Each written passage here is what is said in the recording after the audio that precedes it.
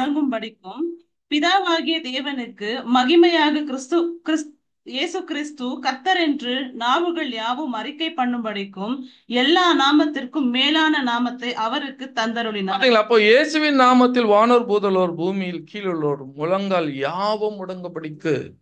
அப்ப எல்லாமே என்ன ஆகுதுன்னா கிறிஸ்துக்குள்ள வந்துட போறாங்க. அதே போல இன்னொரு வசனம் கூட வாசிக்க, கொலோசியர் 1 அதிகாரம் 20 வசனம். கொலோசியன்ஸ் 1:20.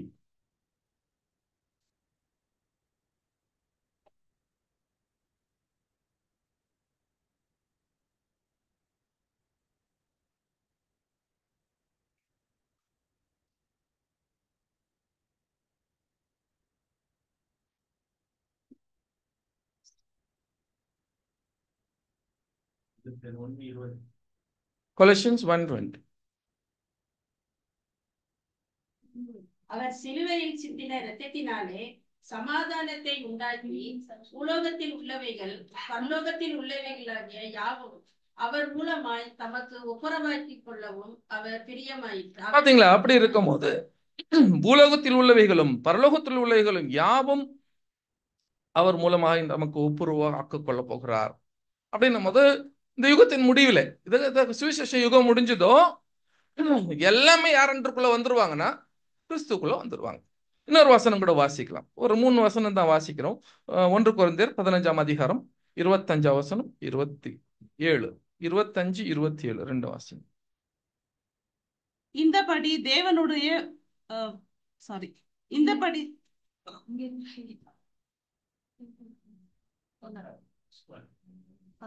எல்லா சத்துருக்களையும் தமது பாதத்திற்கு கீழாக்கி போடும் வரைக்கும் அவர் ஆளுகை செய்ய வேண்டியது சகலத்தையும் அவருடைய பாதத்திற்கு கீழ்ப்படுத்தினாரே. ஆகிலும் சகலமும் அவருக்கு கீழ்ப்படுத்தப்பட்டதென்று சொல்லி இருக்கும் போது சகலத்தையும் அவருக்கு கீழ்ப்படுத்தினவர் கீழ்ப்படுத்தப்படவில்லை என்பது வெளியரங்கமாயிருக்கிறது. பாத்தீங்களா? அப்ப என்ன சொல்றது? எல்லா சத்துருக்களும் தமது பாதத்துக்கு கீழாக்க போகும் வரை. அப்புறம் எல்லா சத்துருக்களும் என்ன செய்வார்னா எல்லாத்தையும் அவருடைய பாதத்துக்கு கீழே கொண்டு வந்துருவார்ன்ற வசனத்தை இந்த இடத்துல நம்ம பார்க்கிறோம். சகோதர சகோதரிகளே, இந்த ஒரு வசனத்தை நம்ம படிக்கும் போது அந்த யுகத்தினுடைய முடிவில் என்ன நடக்க போகுது அப்படின்னாக்கா, நம்மளெல்லாம் வந்து கிறிஸ்டியன் அப்படின்னு நம்ம சொல்றோம். ஏன் நம்ம why we are called Christian? எதுக்காக நம்ம கிறிஸ்டியன் சொல்றோம்? கிறிஸ்டியன் என்னங்க? Follower of Christ. கிறிஸ்துவுக்குள் Christ in, actually Christ in தான் கிறிஸ்டியன்ன்றது. கிரைஸ்ட் இன் அப்படின்னும் போது கிறிஸ்துவுக்குள் யாரெல்லாம் இருக்கிறாங்களோ அவங்கெல்லாம் கிறிஸ்துவர்கள். அப்போ வரப்போற யுகத்தினுடைய எல்லாமே கிறிஸ்துக்குள்ள வந்துருவாங்கன்னா அப்போ என்டையர் உலகமே எதுல இருக்கும்? என்னதான் இருக்கும்? கிறிஸ்டியனா இருக்கும்ன்றது நமக்கு நல்லா தெரியும். சரி, இப்படி இருக்கும் போது சகோதர சகோதரிகளே, தேங்க்யூ.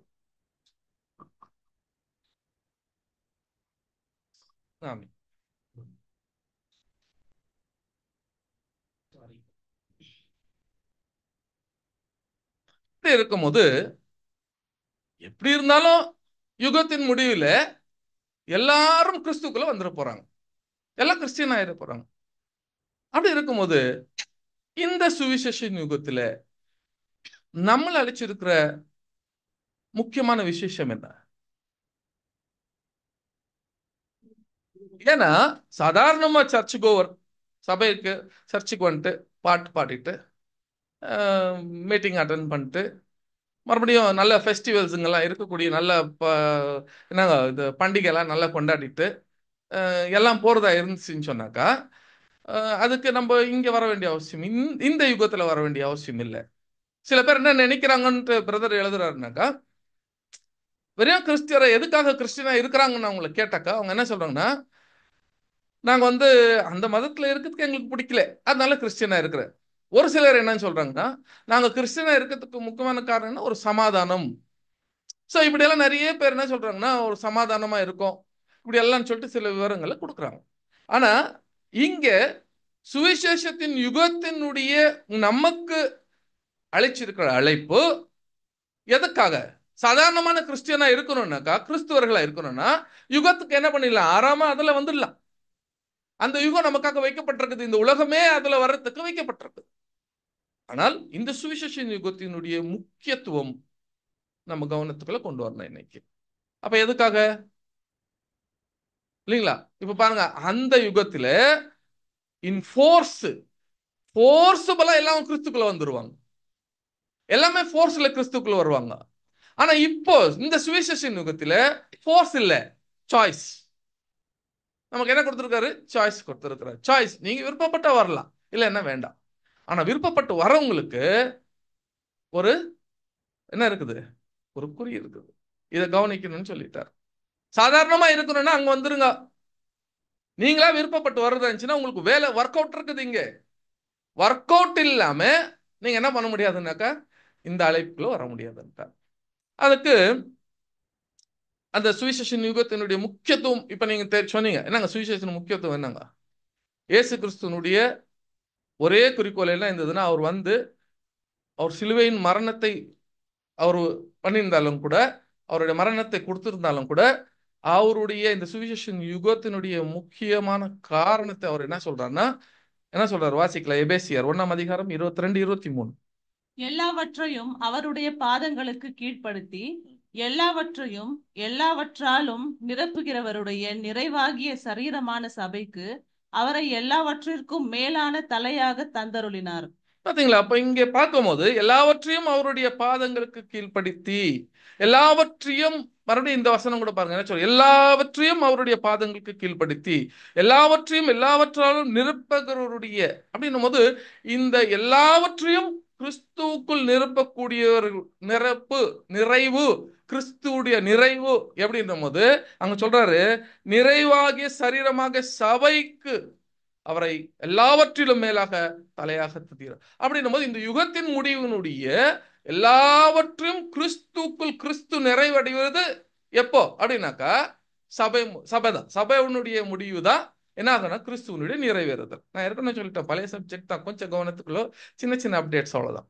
அப்போ கிறிஸ்துவுக்குள்ளாக கிறிஸ்து எப்ப நிறைவடைகிறாருன்னு சொல்லி பார்க்கும்போது சபையுடைய முடிவுல தான். அப்ப சுவிசேஷ யுகம் எப்ப முடியும்? சுவிசேஷத்தினுடைய யுகம் எப்ப முடியுங்க? சபை கம்ப்ளீட் ஆயிடுச்சுன்னு சொன்னாக்கா என்ன ஆயிடும்? சபை கம்ப்ளீட் ஆனாலே சுவிசேஷ யுகம் முடிச்சிடும். எப்ப சபை கம்ப்ளீட் ஆகும்? 41 செலக்ஷன் இல்லைங்களா? அப்போ என்ன கொடுக்குறாருனாக்கா ஒரு வசனத்தை நம்ம வாசிங்க. எப்போ சுவிசேஷத்தினுடைய யுகம் கம்ப்ளீட் ஆகும் அப்படின்னாக்கா ரோமர் 11 அதிகாரம் 25 வசனத்தை வாசிக்கலாம். மேலும் சகோதரரே, நீங்கள் உங்களை புத்திமான்கள் என்று எண்ணாதபடிக்கு ஒரு ரகசியத்தை நீங்கள் அறிய வேண்டும் என்கிறேன். அது என்னவெனில், புறஜாதிகளுடைய நிறைவுகள் உண்டாக்கும் வரைக்கும் இஸ்ரவேலில் ஒரு பங்குக்கு கடினமான மனதுண்டாயிருக்கும். இது நமக்கு நல்லா தெரியும். புறஜாதியருடைய நிறைவு உண்டாகும் வரைக்கும் இஸ்ரவேலில் ஒரு பங்கு கடினமாக இருக்கும். அப்ப இஸ்ரவேலுடைய காலம் அவங்களுக்கு எப்போ அந்த கால், அதாவது ஹை காலிங் இல்ல, எப்போ மறுபடியும் தேவனுடைய கிருபைக்குள்ள அவங்க வர்றாங்கன்னு சொல்லி பாத்தீங்கன்னாக்கா புறஜாதியருடைய காலம் முடிவு அடையும் போது. அப்போ புறஜாதிய காலம் போது பைபிள்ல 2 இருக்குது. புறஜாதி காலம். புறஜாதி காலம் எதுங்க? எந்த புறஜாதி பத்தி பேசுறாருங்க? புறஜாதி காலம் 2 இருக்குது. எது? ஒரு புறஜாதி காலம் இஸ்ரேல் மக்கள் இஸ்ரேல் நெபுகாத்நேசருக்கு அண்டர்ல போயிடுவாங்க, சிறைப்பட்டு போறாங்க இல்லையா? அது கூட புறஜாதி. ஜென்டைல் டைம் எப்ப முடியுது? 1914 1914 தெரியலையா? First world war. அந்த புறஜாதி காலம் இல்லைன்னு எழுதுறாரு. என்ன எழுதுறாரு பாருங்க, அங்க என்ன சொல்றாரு?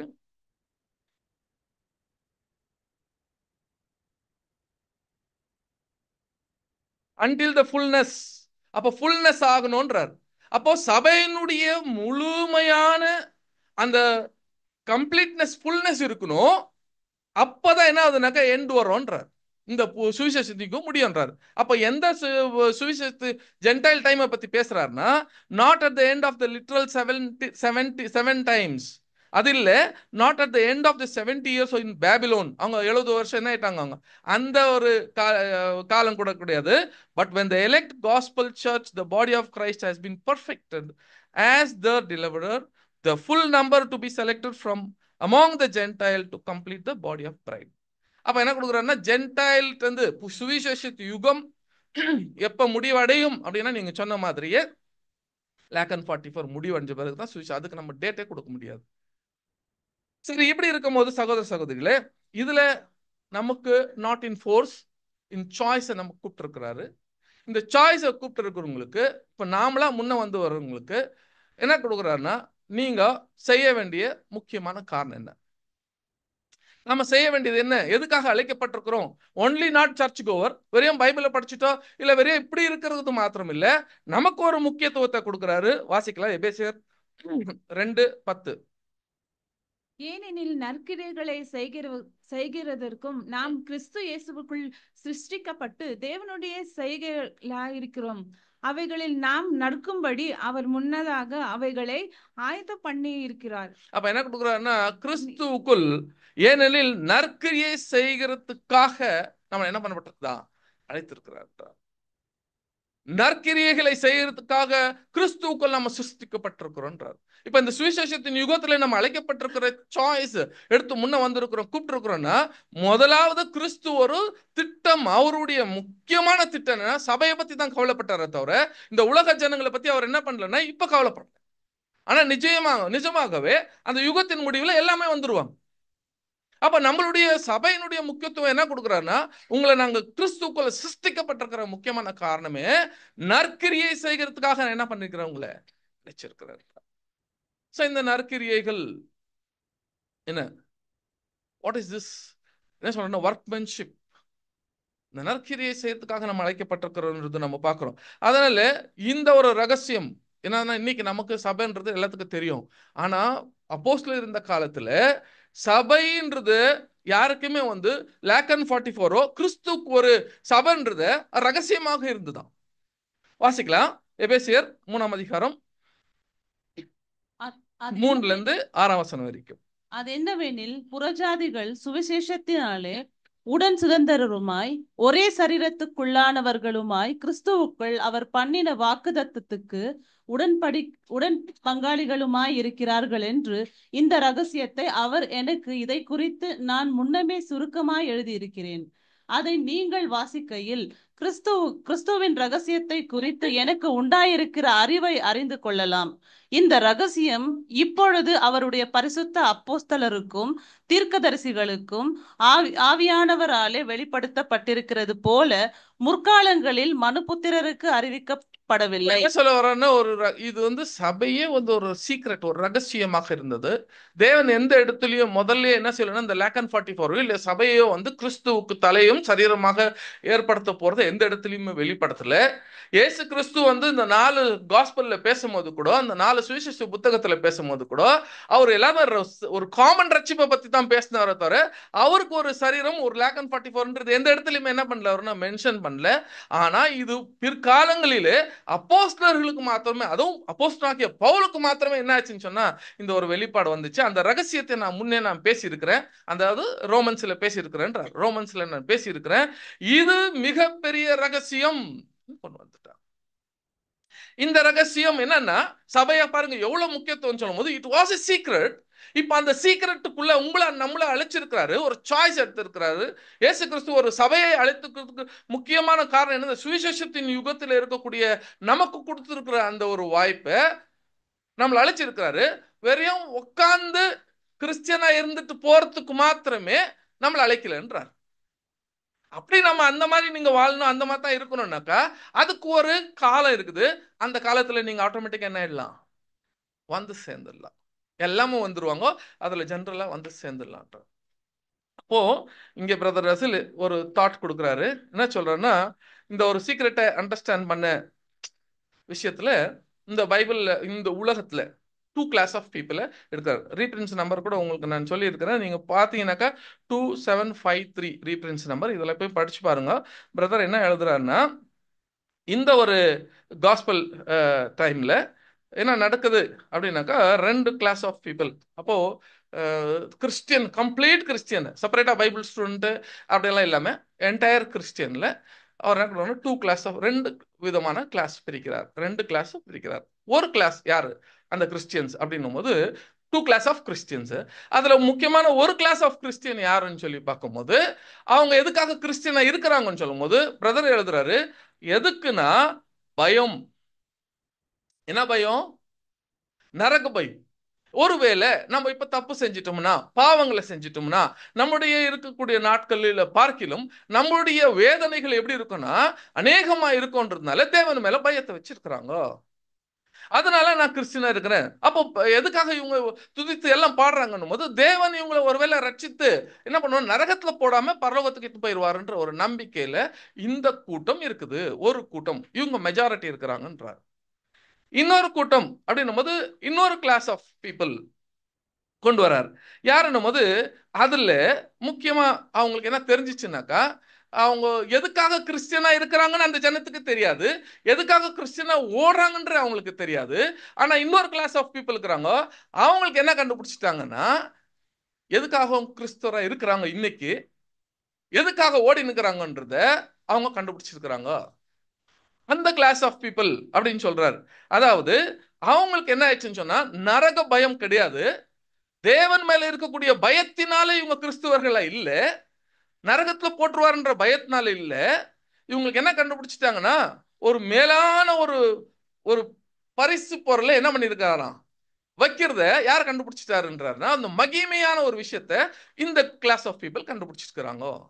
அதுக்கு ஒரு வசனத்தை கூட இங்க கோட் பண்றாரு. அந்த வசனத்தை வாசிக்கலாம். 1 கொரிந்தியர் 2ஆம் அதிகாரம்.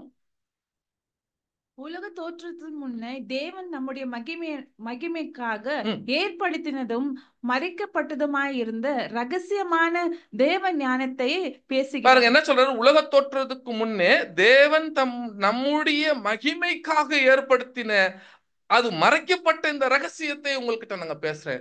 அந்த மகிமைக்காக வைக்கப்பட்டிருந்த அந்த ரகசியமே உங்ககிட்ட பேசுறேன். அப்புறம் எழுதியிருக்கிறபடி தேவன் தம்மில் அன்பு கூறுகிறவர்களுக்கு ஆயத்த பண்ணினவைகளை கண் காணவும் இல்லை, கண் காணவும் இல்லை, காது கேட்கவும் இல்லை, அவைகள் மனுஷனுடைய இருதயத்தில் தோன்றவும் இல்லை. அப்ப அந்த கிளாஸ் ஆஃப் பீப்புளுக்கு என்ன சொல்றாருன்னா, எப்படி இருக்குது, தேவன் தம்மை அன்பு கூறுகிறவர்களுக்கு அவர் ஆயத்தம் பண்ணி வச்சிருக்கக்கூடிய அந்த மகிமை அவங்களுக்கு கண்ணு காணவும் இல்லை, காது கேட்கவும் இல்லை, அவங்க இருதயத்துல இந்த விஷயம் அவங்களுக்கு தெரியவே இல்லை. அப்ப யாருக்குன்னும் போது இன்னொரு கிளாஸ் ஆஃப் பீப்புள். இந்த கிளாஸ் ஆஃப் பீப்புளுக்கு என்ன தெரிஞ்சிச்சு சொன்னாக்கா, அப்ப கண்ணு காணுது. நமக்கோ அப்படி கீழே வாசிங்க சிஸ்டர். நமக்கோ தேவன் அவைகளை தமது ஆவியினாலே வெளிப்படுத்தினார். அந்த ஆவியானவர் எல்லாவற்றையும் தேவனுடைய ஆழங்களையும் ஆராய்ந்திருக்கிறார். பாத்தீங்களா, அப்ப சொல்றாரு நமக்கோ அப்படின்னு வரும்போது இப்ப கிளாஸ் ஆஃப் பீப்புள் பிரிக்கிறாரு. இங்க 2 கிளாஸ் தான் இருக்குது. ஒருவேளை நம்ம ஓடுற ஓட்டத்துக்கு காரணமே இல்லாம நம்ம ஓட்டுறதுனாக்கா அந்த கிளாஸ் ஆஃப் பீப்புள் இருக்கும். ஒருவேளை நிஜமாலுமே நமக்கு அந்த ஓட்டத்தினுடைய சத்தியம் தெரிஞ்சு அந்த ஒரு மகிமையான ஒரு காரியத்தை நம்ம புரிஞ்சிருக்கிறோம் அப்படின்னு சொன்னா இந்த கிளாஸ் ஆஃப் பீப்புள் இருக்கும்ன்றார். அப்ப இங்க கொடுக்கும் போது நமக்கு என்ன சொல்றாருன்னா, அவங்களுக்கு கண்ணு காணல, ஆனா நமக்கோ நரகம்னா என்னன்னு தெரியும், தேவனுடைய அன்புனா என்னன்னு தெரியும். அந்த நரகம்ன்றது எல்லாம் ஒரு பேரபல்லையோ இல்ல ஏதோ ஒரு காரணத்தை வச்சு என்ன பண்றாங்க இந்த ஜனங்க, அவங்கள ஒரு தவறான ஒரு டார்க் ஏஜ்ல ஒரு இருட்டு காலத்துல அந்த டாக்டரின் அப்படின்னு சொல்லிட்டு நம்ம கண்டுபிடிச்சாச்சு. ஆனா நமக்கிட்ட இங்க வரும்போது இப்போ போல் சொல்ற மாதிரி இப்ப நமக்கு அந்த சத்தியமும் தேவன் வச்சிருக்கிற ஒரு மகிமையை நம்ம என்ன பண்ணிருக்கிறோமா, கண்டுபிடிச்சது, சத்தியத்தின் வழியா கண்டுபிடிச்சுக்கிறோம். இப்ப என்ன கொடுக்குறாருன்னா, இப்ப நீங்க எதுக்காக கிறிஸ்டியனா இருக்கிறீங்க அப்படின்னு கேட்டாக்கா இதுதான் ரொம்ப முக்கியம். எதுக்கு இப்ப நம்ம வந்திருக்கோம், கண்டுபிடிச்சிருக்கிறோம், கண்டுபிடிச்சிட்டு இப்ப உள்ள வந்திருக்கிறோம். இந்த உள்ள வர்றது இப்ப நம்ம என்ன செஞ்சுட்டு இருக்கிறோம், என்ன சொல்றாருன்னா, பிலிப்பியர் 3ஆம் அதிகாரம் 12ஆம் வசனம். சாரி, இங்க 23 போட்டிருக்குது. பிலிப்பியர் 3ஆம் அதிகாரம் 12ஆம் வசனம். அல்லது முற்றும் தேறினவனானேன் என்று எண்ணாமல் கிறிஸ்து இயேசுவினால் நான் எதற்காக பிடிக்கப்பட்டேனோ அதை நான் பிடித்துக் கொள்ளும்படி ஆசையாய் தொடருகிறேன். அப்ப என்ன கொடுக்கிறாருன்னா, இயேசு கிறிஸ்து எதுக்காக பிடிக்கப்பட்டாரோ, அதாவது அப்போஸ்தலனாகிய பவுல் பிடிக்கப்பட்டாரோ, நான் அதுக்காக ஓடி நிற்கிறேன்னு சொல்றாரு. இப்ப அதே போல நமக்கும் சத்தியத்தை கொடுத்து சத்தியத்தின் வழியா நம்மள பிடிச்சிருக்காரு. நம்ம எதை பிடிச்சிட்டு இருக்கிறோம்ன்ற, எதுக்காக பிடிக்கப்பட்டிருக்கிறாங்க, எதுக்காக நம்ம கிறிஸ்துக்குள்ளா இருக்கிறோம், எதுக்காக நம்ம அந்த சாய்ஸ் எடுத்திருக்கிறோம். அப்ப எதுக்காக நீங்க பிடிக்கப்பட்டிருக்கிறீங்களோ, நான் அதை நோக்கி ஓடிக்கொண்டிருக்கிறேன்னா அந்த உத்தேசத்தை நம்ம கண்டுபிடிச்சிருக்கிறோமா? எதுக்காக ஓடிட்டு இருக்கிறோம்னு சொல்லி கேட்கிறாரு. சோ இங்க சொல்லும் போது இப்ப நாம எதுக்காக ஓடின்னு இருக்கிறோம்? இப்ப நம்ம வந்திருக்கிற மகிமைக்கு சத்தியம் தெரிஞ்சிச்சு. இப்ப நம்ம எதுக்காக ஓடிட்டு இருக்கிறோம்? எதை நோக்கி ஓடிட்டு இருக்கிறோம்? எதுக்காக போயிட்டு இருக்கிறோம்? சாயல், கிறிஸ்துவின் சாயலுக்கு நாம மாறிட்டு இருக்கோம். கிறிஸ்துவின் சாயலுக்காக நம்ம என்ன பண்ணிட்டு இருக்கிறோம்? ஓடிட்டு இருக்கிறோம் இல்லையா? அப்புறம் என்ன கிடைக்கும்னு ஓடுறோம்? இட்டர்னல் லைஃப் கிடைக்கணும் ஓடி இருக்கிறோம். இட்டர்னல் லைஃப் இல்ல, இமார்டாலிட்டி கிடைக்கணும். இந்த மகிமை கனமகிமை எனக்கு அந்த இமார்டாலிட்டி அழியாமை கிடைக்கும்ட்டு ஓடிட்டு இருக்கிறோம்.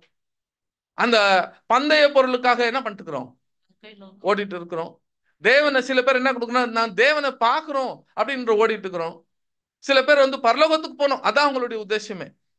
இப்படி எல்லாம் ஓடிட்டு இருக்கிறோம் அப்படின்னு நீங்க நினைச்சு இருந்தீங்கன்னா இந்த கிளாஸ் ஆஃப் பீப்புள்லயும் என்ன சொல்றேன்னா, it is a great mistake.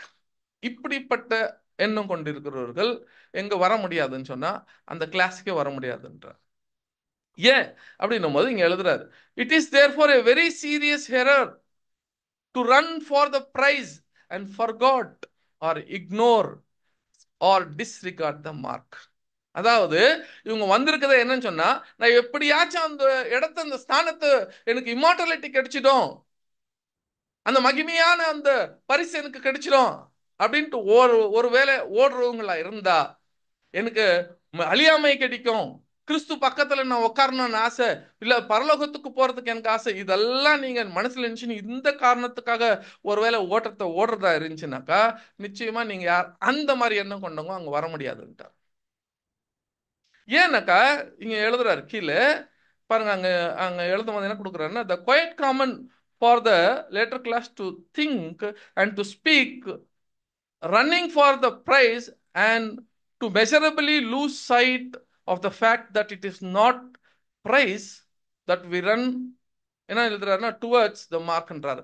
அப்ப அவங்க வச்சிருக்கிற மார்க் கூட்டுட்டு எதுக்காக ஓடுறோமோ அந்த லெக்கையை விட்டுட்டு இவங்க எதுக்காக ஓடிட்டு இருக்கிறாங்கன்னா பிரைஸ்க்காக ஒருவேளை நம்ம ஓடுறதா இருந்துச்சுன்னா இட் இஸ் எ எரர், அங்க வர முடியாதுன்றார். இது கம்ப்ளீட்டா கன்னடா கிளாஸ்ல கன்னடா பைபிள்ல, இங்க யாரும் கன்னடா பைபிள் இல்ல இல்லையா யாருக்கிட்டையும்? உங்கள்கிட்ட இருக்கா? அந்த கன்னடா பைபிள் இருக்கு இல்லையா? ஆனா இந்த வசனம் என்டையரும் வந்து என்ன பண்ணுதுன்னு சொன்னாக்கா ஒரு டைவர்ஷன் கொடுக்குது. என்ன டைவர்ஷன் கொடுக்குதுன்னா, எல்லாமே அந்த பிரைஸ்க்காக, நம்மளுடைய குறிய பிரைஸ்க்காக ஓட வேண்டியதா இருக்குது. அந்த வசனம் வாசிக்கலாம் ಕನ್ನಡ ಸಿಸ್ಟರ್. ದೇವರು ಕ್ರಿಸ್ತನ ಮೂಲಕವಾಗಿ ನಮ್ಮನ್ನು ಮೇಲಕ್ಕೆ ಕರೆದು ನಮ್ಮ ಮುಂದೆ ಇಟ್ಟಿರುವ ಬಿರುದನ್ನು ಗುರಿ ಮಾಡಿಕೊಂಡು ಓಡುತ್ತಾ ಇದ್ದೇನೆ. ನೋಡ್ದ, ನಮ್ಮ ಇಟ್ಟಿರುವ ಬಿರುದನ್ನು ಗುರಿ ಮಾಡ್ಕೊಂಡು ಓಡ್ತಾ ಇದ್ದೀನಿ ಅಂತ சொல்லுது. அப்ப இட்டிருவ ಬಿರುದನ್ನು ಗುರಿ ಮಾಡ್ಕೊಂಡು ಹೋಗಿ இது ராங்கான டிரான்ஸ்லேஷன் என்றார். அப்ப நம்ம எதுக்காக ஓடுறோம்? நம்முடைய குறி எதுனா அங்க வச்சிருக்கிற விருதம், அங்க இருக்கக்கூடிய பகுமானத்துக்காக ஒருவேளை நீங்க ஓடுறதா இருந்துச்சுன்னு சொன்னா அங்க பிரதர் ரசில் எழுதுற மாதிரி அந்த கிளாஸ் ஆஃப் பீப்புள் யாருமே அங்க வர முடியாது. ஏன் அப்படின்னு சொல்லும் போது சகோதர சகோதரிகளே பாருங்க, இந்த கன்னடா டிரான்ஸ்லேஷன் இப்படி எழுதியிருக்காங்க. பட் லேட்டஸ்ட் டிரான்ஸ்லேஷன் என்ன பண்ணியிருக்கிறாங்கன்னா அதை மாத்தி இருக்கிறாங்க. ஆனா கம்ப்ளீட் எல்லாத்தையும் கேட்டா எதுக்காக ஓடுறீங்கன்னு கேட்டாக்கா அந்த விருது, அந்த ஒரு பரிசு பந்தய பொருளை அடையிறதுக்காக நான் ஓடுறேன்னாக்கா கண்டிப்பா அதை என்ன பண்ண முடியாதுன்னா அதுல நம்ம என்ட்ரி ஆக முடியாது. அப்ப என்ன அவர் வச்சிருக்கக்கூடிய ஸ்டாண்டர்ட் என்ன அப்படின்னு சொல்றாரு? தொட்டாலே ஓடுது. சரி, இப்போ சகோதர சகோதரிகளே அப்படி இருக்கும்போது இங்க நாம அப்ப தேவன் என்ன பண்ணிருக்கிறாருன்னு சொல்லி பார்க்கும்போது அவர் வந்து இந்த ஒரு லெக்கையை நோக்கி என்ன ஆகணும்னு சொன்னாக்கா நாட் மார்க், அந்த லெக்கையை நோக்கி என்ன பண்ணுன்றாரு? ஓடணும். அப்ப அந்த லெக்கையை நோக்கி ஓடுறதுதான் நமக்கு என்ன இருக்குதுன்னாக்கா அந்த மார்க் ஆஃப் நியூ கிரியேஷன் அப்படின்னும் போது அந்த லெக்கை தான் முக்கியம்ன்றார். அப்ப அந்த லெக்கைன்னு என்ன? அப்ப ஒரு லெக்கையை வச்சிருக்கிறார் இல்லையா? முதல்ல நம்ம என்ன பண்ணணும், பிரைஸ் என்ன பண்ண முடியாதுன்ட்டாரு. பிரைஸுக்காக என்ன பண்ணாதீங்க, ஓடாதீங்க. நீங்க ஓட வேண்டியது எதுனாக்கா நீங்க பிரைஸுக்காக ஓடாம நீங்க மார்க்க தோட்டத்துக்கு தான் ஓடணுமே தவிர பிரைஸுக்காக ஓட வேணான்ட்டார். அதுக்கு ஒரு வசனம் கூட என்ன கொடுக்குறேன்னா பாருங்க, revolution 3rd chapter 21st verse நம்ம படிக்கும் போது நான் ஜெயம் கொண்டு வாசிங்க சார். நான் ஜெயம் கொண்டு என் பிதாவினுடைய சிங்காசனத்திலே அவரோட கூட உட்கார்ந்தது போல ம் ஜெயம் கொள்ளுகிறவன் எவனோ அவனும் என்னுடைய சிங்காசனத்தில் என்னோட கூட உட்காரும்படிக்கு பாருங்க, அப்ப அருள் என்ன செய்தேன். கொடுக்குறாருன்னா, இயேசு கிறிஸ்து ஜெயம் கொண்டு சிங்காசனத்துல உட்கார்ந்துருக்காரு. அதாவது ஜெயம் கொண்டு யார் சிங்காசனத்துல உட்கார்ந்து இருக்கிறாங்களோ, ஜெயம் கொள்ளுகிறவர் யாரோ அவர் என் சிங்காசனத்துல உட்கார்றேன்னு சொல்றாரு. இப்ப இதுல லெக்கை எது? அப்புறம் என்னங்க, பரிசு, பந்தய பொருள் பரிசு எது? இது ரெண்டுல சீட் வந்து பரிசு, லெக்கை. அப்போ ஜெயம் கொண்டு அந்த லெக்கையை என்ன சொல்றேன்னா, அந்த லெக்கையை நான் தொட்டதுனாலதான் நான் எங்க உட்கார்ந்து இருக்கிறேன்றாரு, சிங்காசனத்துல உட்கார்ந்து இருக்கிறேன். அப்படியே நமக்கு கூட என்ன கொடுக்குறாருன்னா, யார் அந்த லெக்கையை தொடுறாங்களோ, அந்த மார்க்க தொடுறாங்களோ, ஜெயம் கொள்ளுகிறவன் எவனோ அவன் எங்க வந்து என்னுடைய என்ன பண்ணுவான், அவருக்கு ஜெயம், அவன் மார்க்க தொட்டாலே அவனுக்கு என்ன கிடைச்சிடும்ன்றாரு, சிங்காசனம் கிடைச்சிடும். அதை நான் அதை செஞ்சிருக்கிறேன்றார். ஆனா இயேசு கிறிஸ்து முதல்ல அவர் என்ன செஞ்சுக்கிறாருன்னா, அந்த லெக்கையை தான் அவருடைய அடைஞ்சிருக்கிறாருன்றது முதல்ல நம்ம பார்க்கிறோம். ஃபார் எக்ஸாம்பிள் இங்க கூட நம்ம பார்க்கிறோம், ஒரு ஸ்டேடியம்ல போனோம்னா ஒரு பரிசு வச்சிருக்கிறாங்க. இந்த பரிசு எங்க இருக்கும்? இந்த ஒரு ஒரு கப் வச்சிருக்கோங்க, ஒரு ஒரு ட்ராஃபி வச்சிருக்கோங்க. இது யாருக்கு அப்படின்னாக்கா எங்க வச்சிருக்கோங்க, அது எங்கன்னா வச்சிருக்கட்டும், யாருக்கு கவலை இல்லை, நமக்கு கவலை இல்லை. அது எங்கன்னா வச்சிருக்கோம், எந்த சுத்துல எங்கன்னா வச்சிருக்கட்டும்.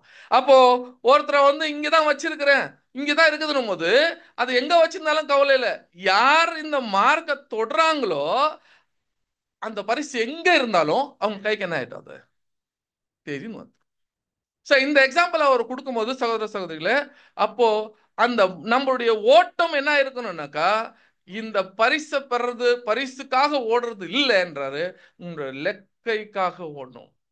இந்த மார்க் ஒரு ஸ்டாண்டர்ட். இந்த மார்க் அப்படின்னா என்ன? அப்ப நம்ம ஃபர்ஸ்ட் எதுல கண்டுபிடிக்கணும்னாக்கா மார்க் தான் நம்ம தொடணும். அப்போ கண்டிப்பா எதுனும் போது இங்க கூட பிரதர் என்ன என்ன எழுதுறாருன்னா, God have a clear standard. இந்த மார்க்கை நம்ம தொடணும்னு சொன்னாக்கா என்ன இருக்குன்னா, ஒரு ஸ்டாண்டர்ட் வச்சிருக்கிறார் தேவன் என்றார். இந்த ஸ்டாண்டர்டை தான் நம்ம என்ன பண்ணணும், முதல்ல we should attain, we should என்ன சொல்றாருனாக்கா இதை தான் நம்ம முதல்ல போய் தொடணும்னு சொல்லிட்டார். இந்த ஸ்டாண்டர்டை பத்தி நம்ம பேசும்போது சகோதர சகோதரிகள் இங்க பிரதர் எழுதுறாரு பாருங்க, அங்க சிஸ்டர் தெரியுது, அங்கிருந்து படிக்க முடியுதா? படிங்க அந்த.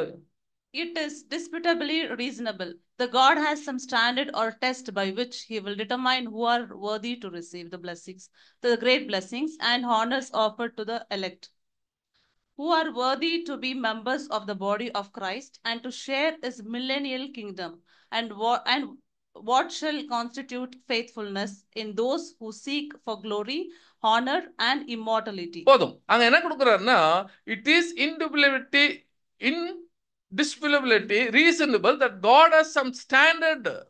ஒரு ஸ்டாண்டர்ட் வச்சிருக்கிறது. இமார்டாலிட்டி போனாக்கா நமக்கு என்ன வச்சிருக்காருன்னா, ஒரு ஸ்டாண்டர்ட் வச்சிருக்கிறாரு. சகோதர சகோதரிகளே, இந்த ஸ்டாண்டர்டை தான் முதல்ல நம்ம தொடணுமே தவிர, இந்த ஸ்டாண்டர்டை தொட்டாதான் நமக்கு பிரைஸ் என்ன ஆகுன்றாரு, அதை கிடைக்க முடியும். அப்போ நம்முடைய ஸ்டூடெண்ட்டுக்குள்ள, பைபிள் ஸ்டூடெண்ட்டுக்குள்ள முக்கியமாக சத்தியம் தெரிஞ்சவங்க எல்லாமே இந்த ஸ்டாண்டர்டை தொடுறது தான் உங்களுடைய இலக்கை என்றார். அப்போ இதனுடைய பேசும்போது கூட பிரதர் என்ன கொடுக்குறாருனாக்கா, ஏசு கிறிஸ்து முதல்ல இந்த ஸ்டாண்டர்டுக்குள்ள தொட்டாரானா இல்லை, அவர் ஸ்டார்ட் பண்ணுதே, அவர் வந்து இந்த ஸ்டாண்டர்டை முதல்ல போய் அவர் தொடணும்னு அவசியம் இல்லை. அவர் ஸ்டாண்டர்ட்ல இருந்தே இருந்தாராம், அந்த ஸ்டாண்டர்டுக்குள்ளேயே இருந்தாராம் அவர். அப்போ ஏசு கிறிஸ்துன்னும் போது அப்போ பிரதர் அசல் இங்க என்ன எழுதுறாருன்னு சொன்னாக்கா, நம்மளுடைய பைபிள் ஸ்டடி, அதாவது ஒரு வேதாகம் வாசிக்கிறதாகட்டும், ஒரு சபையினுடைய மீட்டிங் போகிறதாகட்டும், இல்ல ஒரு ஒரு சகோதரன் ஒரு சகோதரன் கல்யாணம் பண்றத பத்தி கூட சொல்றாரு. கல்யாணம் பண்றதா இருந்தாலும் என்னன்னாக்கா, ஒரு ஒரு மேரேஜ் பண்றாங்க, ஒரு கான்சிக்ரேட்டட் மேரேஜ் பண்றாங்க. அதனுடைய உத்தேசம் என்ன?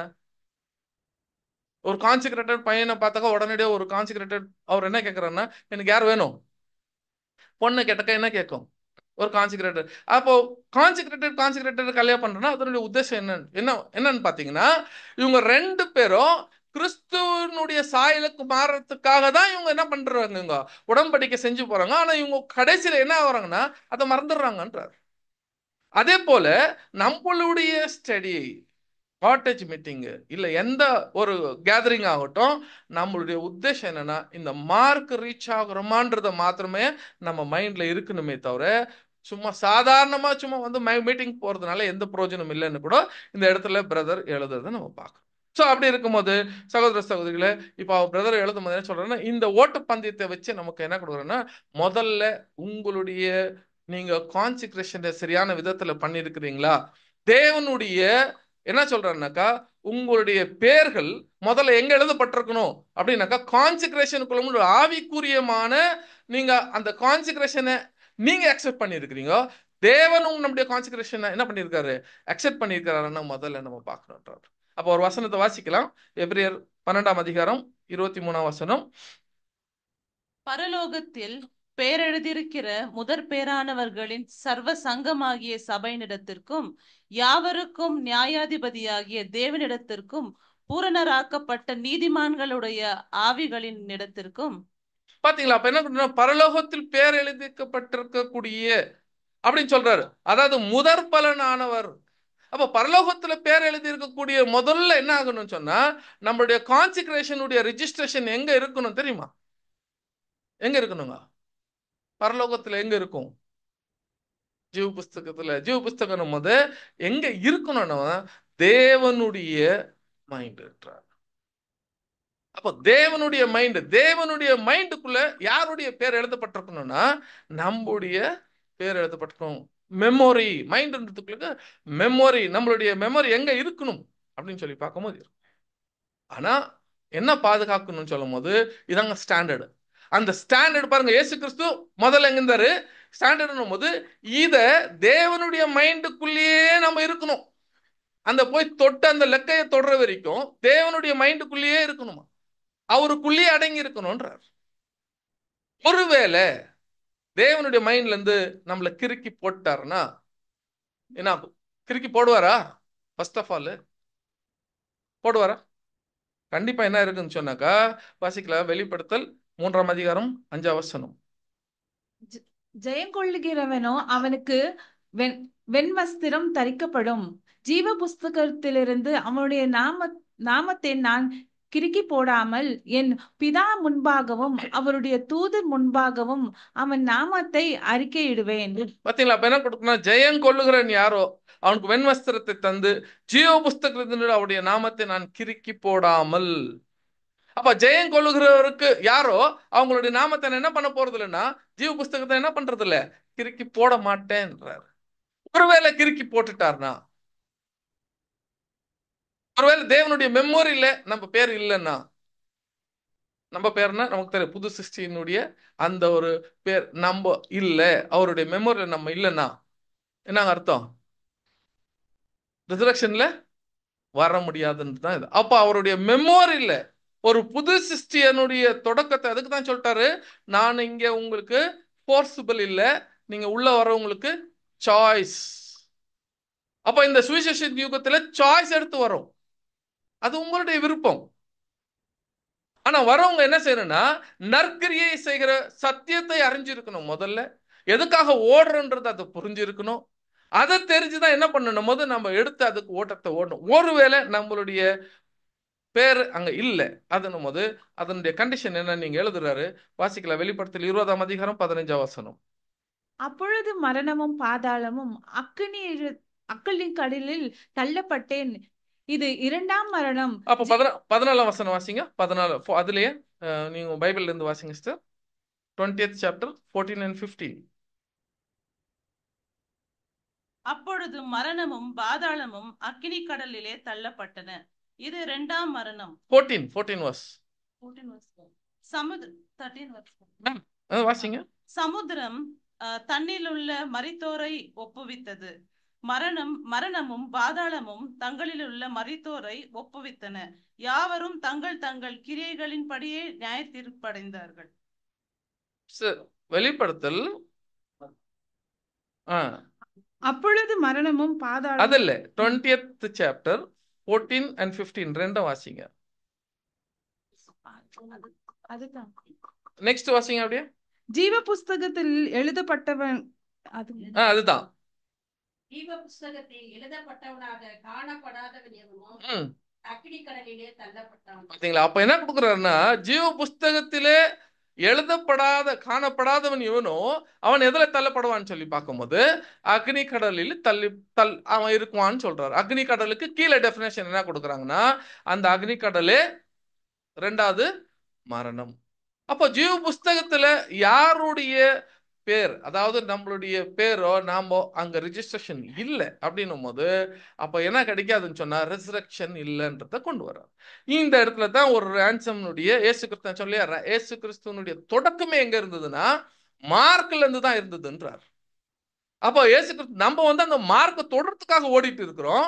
ஆனா இயேசு கிறிஸ்து எங்க இருந்தாரு ஃபர்ஸ்ட்னு பார்க்கும்போது பிகின்ட் வித் த மார்க், அந்த மார்க்ல இருந்து அவர் ஸ்டார்ட் பண்றாரு. அப்போ அவருடைய ரான்சம் சாக்ரிஃபைஸ்ல இல்லையா ஒரு ஒரு சின்ன கேள்வி இருந்தது. என்னன்னு சொல்லி பார்க்கும்போது இயேசு கிறிஸ்து அவருடைய ஆதாமுக்காக என்ன பண்றாரு, ஜீவனுக்கு ஜீவன் கொடுத்தாரு. சரீரத்துக்கு சரீரம் கொடுத்தாரான்னு கேட்டா இல்லை. இயேசு கிறிஸ்து அவருடைய ரான்சம் சாக்ரிஃபைஸ் எப்படி இருந்ததுன்னா ஜீவனுக்கு ஜீவன், அவர்கிட்ட ஜீவன் இருந்தது. அந்த ஜீவன் லா பிரகாரம் என்ன பண்ணாருன்னா அந்த ஜீவனை கொடுத்தார். ஜீவன் என்னும் போது உயிர், உயிர் மாத்திரம் இல்ல என்டையர் எல்லாமே என்ன இருக்குதுங்க, எல்லாமே கொடுத்துட்டார். இப்ப கொடுக்கும் போது ஆனா ஒரு என்டையர் எல்லாமே யாருக்கு கொடுத்துட்டாருன்னா ஆதாமுக்கு கொடுத்துட்டார். ஆனா இயேசு கிறிஸ்து 3ஆம் நாள் உயிர் தந்து வரார். இப்ப இந்த 3வது நாள் இயேசு கிறிஸ்து அவரு வந்த ஒரு நோக்கமும் அவருடைய சரீரமாகட்டும் அவருடைய ஜீவனாகட்டும் எல்லாமே யாருக்காக கொடுத்துட்டாருன்னா ஆதாமுக்காக கொடுத்துட்டாரு. ஆனா 3ஆம் நாள் இயேசு கிறிஸ்து எழுந்து வரார். எப்படி வந்தாரு, எப்படி வந்தாரு பாத்தீங்களா? அப்போ இயேசு கிறிஸ்து எப்படி வரார்னா அவர் வந்த சரீரத்திலேயோ அவர் பிறந்த சரீரத்திலேயோ அவர் இருந்த அந்த ஜீவனையோ யாருக்கு சாக்ரிஃபைஸ் பண்ணிட்டாருன்னா ஆடமுக்கு கொடுத்துட்டாரு. ஆனா இயேசு கிறிஸ்து உயிர் தந்து வர்றதுன்றது யாருடைய மைண்ட்ல இருந்து வர்றாரு தெரியுங்களா? God's mind. அதுதாங்க நியூ கிரியேஷன், புது சிருஷ்டி. அப்ப அவருடைய அதுக்குதான் இயேசு கிறிஸ்து பாவ மன்னிப்புக்காக பேப்டிசம் எடுக்கல. ஆனா அவருடைய புது சிருஷ்டியினுடைய வாழ்க்கை ஜெனிப்பிக்குதல் எங்க நடக்குது, எங்க நடந்தது அவருடைய ஜெனிப்பிக்கிறது பார்க்கும்போது நமக்கு தெரியும் எங்கன்னா பேப்டிசம். அப்ப இயேசு கிறிஸ்து தேவனுடைய மைண்ட்ல எப்ப ரிஜிஸ்டர் ஆகிறாருன்னும் போது அவருடைய கான்செக்ரேஷன்ல அவருடைய பேப்டிசம்ல அவருடைய என்ன ஆகுதுங்க மைண்ட்ல வராரு. இப்ப இயேசு கிறிஸ்து என்ன செஞ்சிட்டாருன்னா அவர் மாம்சமும் அவர் ஜீவனை ஆதாமுக்கு கொடுத்திருந்தாலும் எதன் மூலியமாக அவர் வெளியில வராருன்னு சொல்லி பார்க்கும்போது எதுங்க காட்ஸ் மைண்ட்ல. நிறைய பேர் என்ன நினைக்கிறாங்கன்னா இயேசு கிறிஸ்து பாருங்க ஒரு வசனம் கூட வாசிக்கலாம். எபிரியர் மேலும் மேலும் தமது முதற்பேரானவரை உலகத்தில் பிரவேசிக்க செய்த போது தேவதூதர் யாவரும் அவரை அதுக்கு முன்னாடி இருக்கிற வசனம் 5வது வசனம் வாசிங்க சிஸ்டர். இது போக மாட்டது மேல கீழே.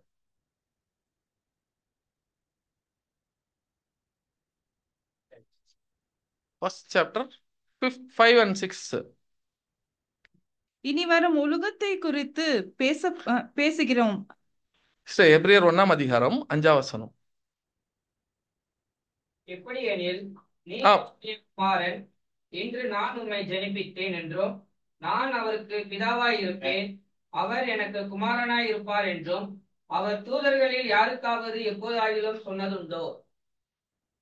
ஒரு நிமிஷம்.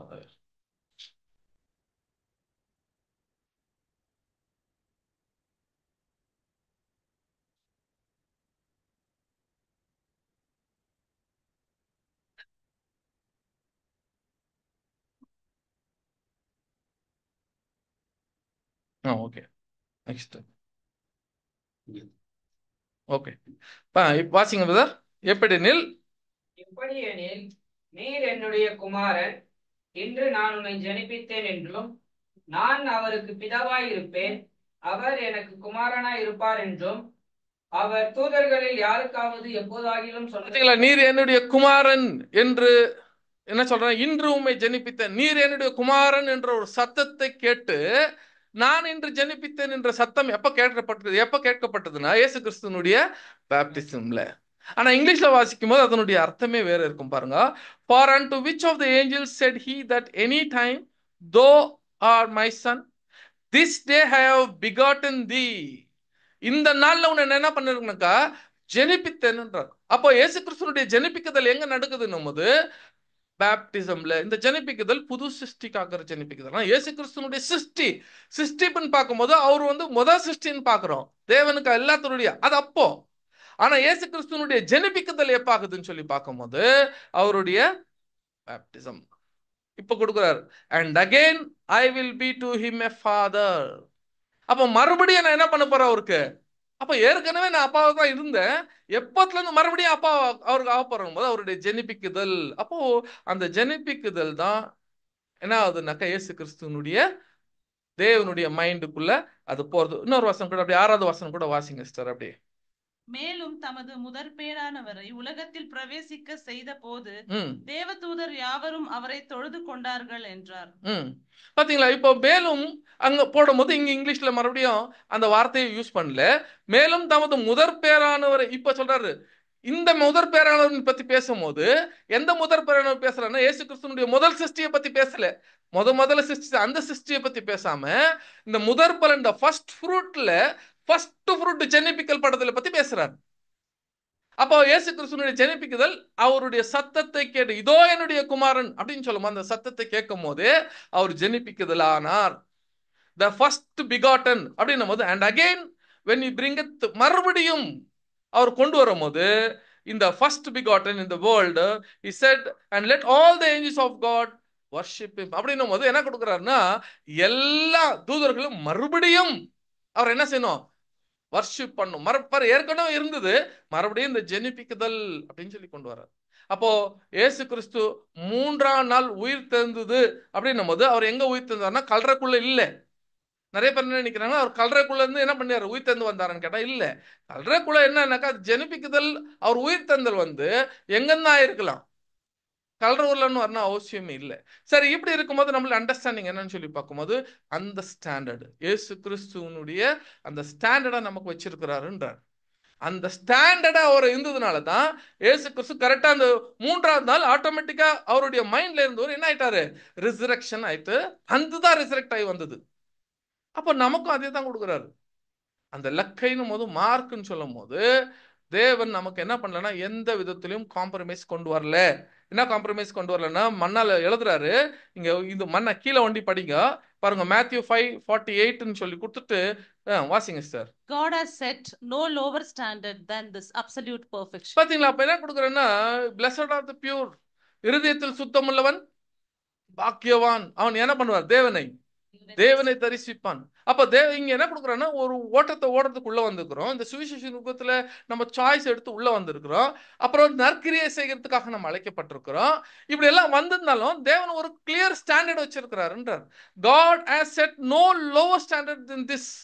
இதோட கீழே என்ன பண்ணலங்க, எந்த ஸ்டாண்டர்டும் இல்ல. காம்ப்ரமைஸே கிடையாது. என்ன காம்ப்ரமைஸ் கிடையாது? அட்ஜஸ்ட்மெண்ட்டே கிடையாது. அதாவது நான் எப்படியோ தப்பிச்சு எதை கீழே தவறி கூட நான் உள்ள வந்துருவேன்னு கேட்டாக்கா ஒரு லக்ல லாக் அண்ட் 45 வந்துருவேன்னு நினைக்க முடியுமான்னு கேட்டாக்கா ஆவாதுன்றார். வர முடியாது. அதுக்கு தான் சாய்ஸ் கொடுத்துட்டாரு நமக்கு. அப்ப அந்த சாய்ஸ் அந்த லக்கையே என்னன்னா இப்ப நீங்க சொன்ன மாதிரி தான் அதுக்கு முதல்ல நீங்க லக்கை அடையணும். அப்போ அந்த லக்கைக்கு ஒரு 3-4 பாயிண்ட் கொடுக்குறாரு. ஒரு செட் ஆஃப் ஒரு கேரக்டர் செட்டை வச்சிருக்கிறாரு. அந்த கேரக்டரை நம்ம அடைஞ்சா மாத்திரமே இந்த லக்கையை தொட முடியும். அப்ப என்னங்க அந்த கேரக்டர் அப்படின்னும் போது வசனம் வாசிக்கலாம். மத்தேயு 5ஆம் அதிகாரம் 48ஆம் வசனம். ஆகையால் பரலோகத்தில் இருக்கிற உங்கள் பிதா பூரண சர்க்குணராய் இருக்கிறது போல நீங்களும் பூரண சர்க்குணராய் இருக்க. முதல்ல லக்கை எழுதும் போது ஒரு கேரக்டருக்குள்ள கொண்டு வராரு. சகோதர சகோதரிகளே, இந்த வசனம் இந்த விஷயத்துக்கு அப்பாற்பட்டது எல்லாமே மனுஷனுடைய சிந்தை, மனுஷனுடைய கற்பனைகள், மனுஷனுடைய லா கற்பனைகள். என்ன சொல்ல? லாக்கு கட்டளைகள், மனுஷனுடைய கட்டளைகள்.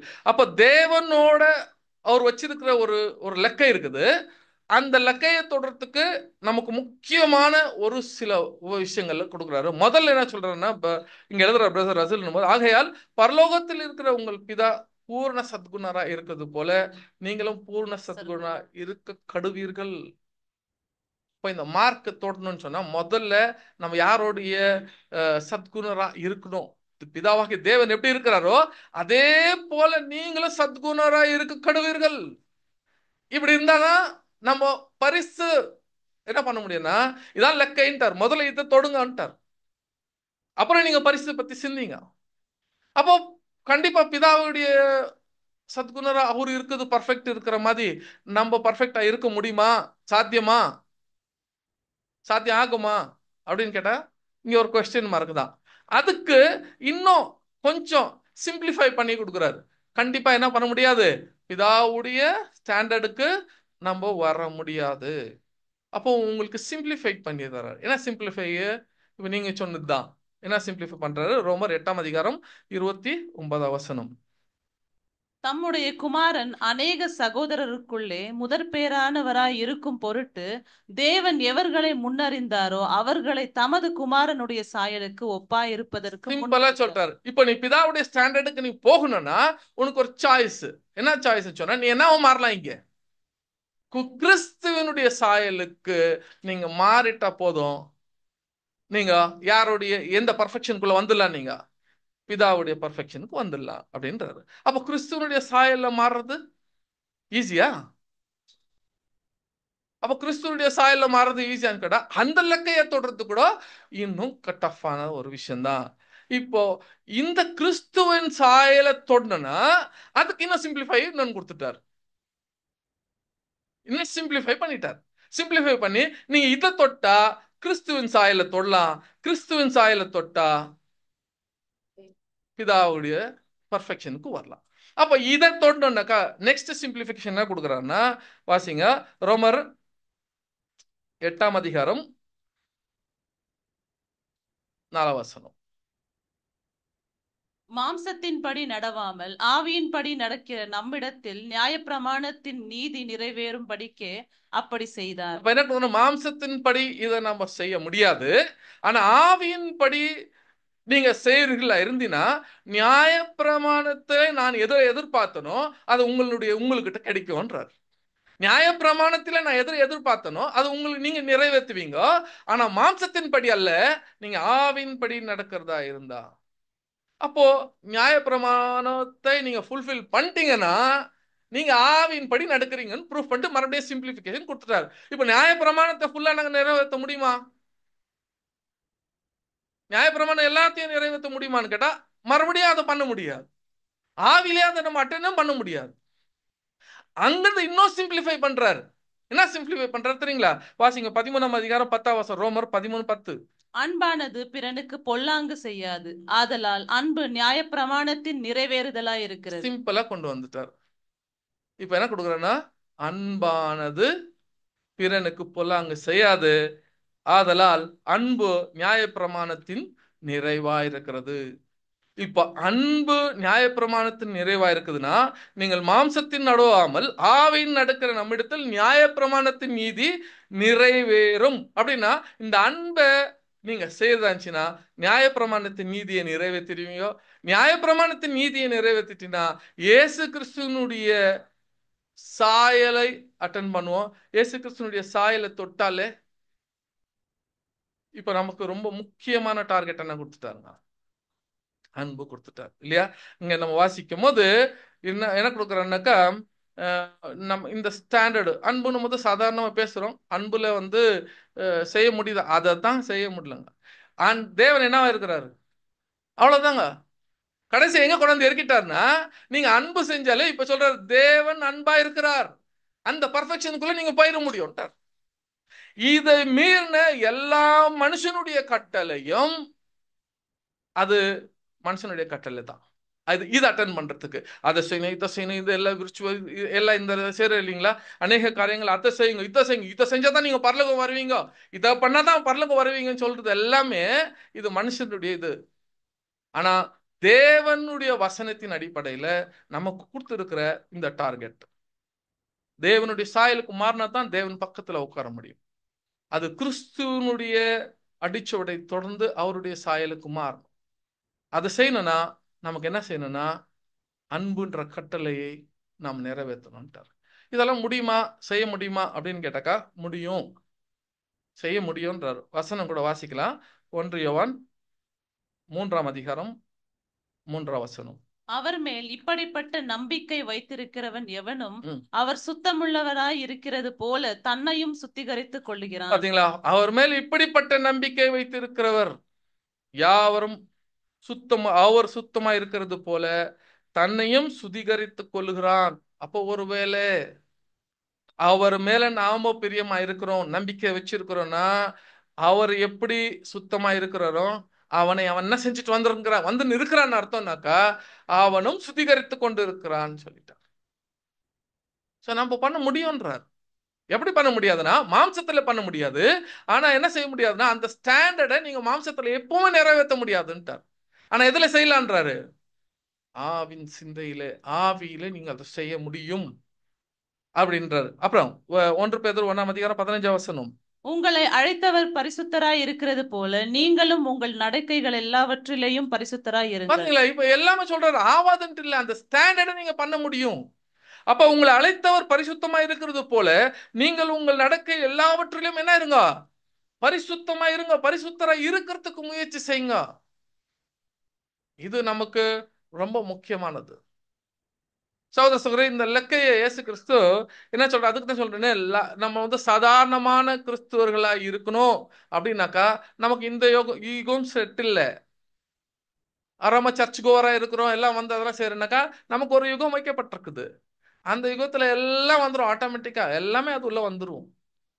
அதுக்கு தான் இயேசு கிறிஸ்து அந்த யாருங்க அந்த ஒரு வாலிபனை கூப்பிட்டு என்ன கேட்கிறாருன்னா, அந்த வாலிபன் கேட்கிறார், நித்திய ஜீவனை நான் அடையறதுக்கு நான் என்ன பண்ணும்? நித்திய ஜீவன் அடையறதுக்கு நான் என்ன செய்யணும் அப்படின்னு கேட்குவார் இல்லையா? அப்ப அவர் என்ன சொல்றாரு? இயேசு கிறிஸ்து என்ன சொல்றாருன்னா, நீ போய் கட்டளைகள் எல்லாம் கை கொள்ளு அப்படின்னும் போது அவன் கேட்கிறாரு. அதுக்கு அந்த ஆளு, அந்த வயசுவன் சொல்லுவாரு, நான் சின்ன வயசு முதல்ல என்ன பண்ணிட்டேன், சிறு வயது முதலே இவெல்லாம்.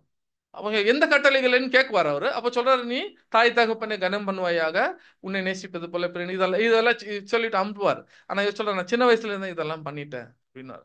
அப்போ இன்னும் நான் என்ன செய்யணும்னு அவர் ஒரு கேள்வி கேட்கும்போது அப்ப இயேசு கிறிஸ்து ஒரு விஷயத்த சொல்றாரு. நாங்க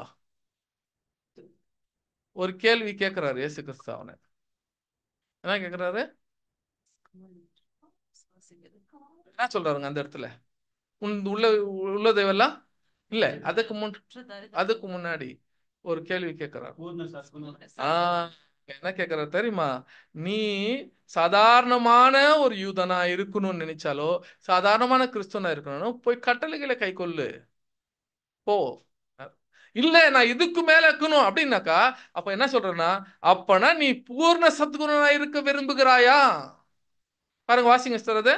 அதற்கு இயேசு, நீ பூரண சர்க்குணனாய் இருக்க விரும்பினால் போய் உனக்கு உண்டானவைகளை விற்று தரித்திரருக்கு கொடு, அப்பொழுது பரலோகத்தில் உனக்கு பொக்கிஷம் உண்டாயிருக்கும். பாத்தீங்களா? இப்ப என்ன சொல்றாரு? அப்ப நீ பூர்ண சத்குணராய் இருக்க விரும்புறியா? பர்ஃபெக்ஷன், பூர்ண சத்குணராய் இருக்க விரும்புறியா? அப்போ உனக்கு உள்ளதெல்லாம் என்ன பண்ண? யார் கொடுத்துரு? எல்லாத்துக்கும் தரித்திரனை கொடுத்துட்டு வான்ட்டார் இல்லையா? இங்க ஒரு அருமையான ஒரு ஆபரேஷன் பண்றாரு இந்த இடத்துல அவருக்கு. யாருக்கு? அந்த ஐஸ்வர்யவானுக்கு. ஏன்னா இந்த ஐஸ்வர்யவானு என்ன சொல்றேன்னா, கட்டளையே நான் என்ன பண்ணிட்டேன், சின்ன வயசு முதல்ல எல்லாம் கை கொண்டு நடந்துட்டேன்றார். அப்போ கட்டளையுடைய கருத்து என்ன? நம்ம ஏற்கனவே படிச்சோம் இல்லையா? எல்லா கட்டளைகளுடைய மைய கருத்து என்னங்க? அன்பு இல்லையா? நான் எல்லாத்தையும் நான் செஞ்சு முடிச்சுட்டேன்னு இவரு சொல்லும் போது இப்ப என்ன வந்துட்டு இருக்கணும்? அவருக்குள்ள அன்பு வந்து இருக்கணும். இப்ப சொல்ற பூர்ண சத்குணராய் இருக்க விரும்புகிறாயா? அப்பனா நீ என்ன பண்ணுனா, உனக்கு உள்ளது எல்லாத்தையும் வித்துட்டு உன்னை நேசிப்பது போல பிறனை நேசிக்க குணம் எனக்கு வந்துட்டு இருக்கணும் உனக்கு. இப்ப நீ அதை செய்யின்னு சொல்லும் போது உடனடியாக அவருக்கு என்ன இல்லை, அதை செய்யலன்னும் போது அங்க என்ன ப்ரூவ் பண்றாருன்னா, சிறு வயசு முதல்ல இவர் என்ன செய்யல, அவரு எதையும் செய்யல. ஆனா இயேசு கிறிஸ்து நமக்கு இங்க இன்சிஸ்ட் பண்றது என்னன்னா, நெக்ஸ்ட் ஸ்டெப் நீங்க பூர்ண சத்குணரா இருக்க விரும்புறதா இருந்துச்சுன்னு சொன்னா அங்க என்ன கருத்து கொண்டு வரோம்னா, அன்பு தான் கொண்டு வர்றாரு. உன்னை நேசிப்பது போல பிறனை நேசிப்பாயாகன்றார். அப்போ சகோதர சகோதரிகளே, அதுக்காக சொல்ல, ஒரு காணுகிற சகோதரனை நம்ம அன்பு செய்ய விட்டால் காணாத தேவனை எப்படி அன்பு செய்வோம் அப்படின்ற அதுக்கு அர்த்தம் என்ன தெரியுங்களா? அதுக்கு அர்த்தம் என்ன தெரியுமா? காணாத அன்பை காணாத தேவனை நம்ம அன்பு செய்யலன்னா தான் யார் அன்பு செய்ய மாட்டோம். இதாங்க உண்மை. ஆக்சுவலி நீ சொல்றாரு, நீங்க ஒருவேளை இப்ப இவங்க பிராக்டிக்கலா சொன்னாரு தெரியுமா, நியாயப்பிரமாணத்தை எதையும் நீ கை கொள்ள அப்படின்னு சொன்னாரு. அப்படி ஒரு கை கொண்டு இருந்தா உனக்கு என்ன இருந்திருக்கணும்ட்டு இததான் இங்கே சொல்றாரு.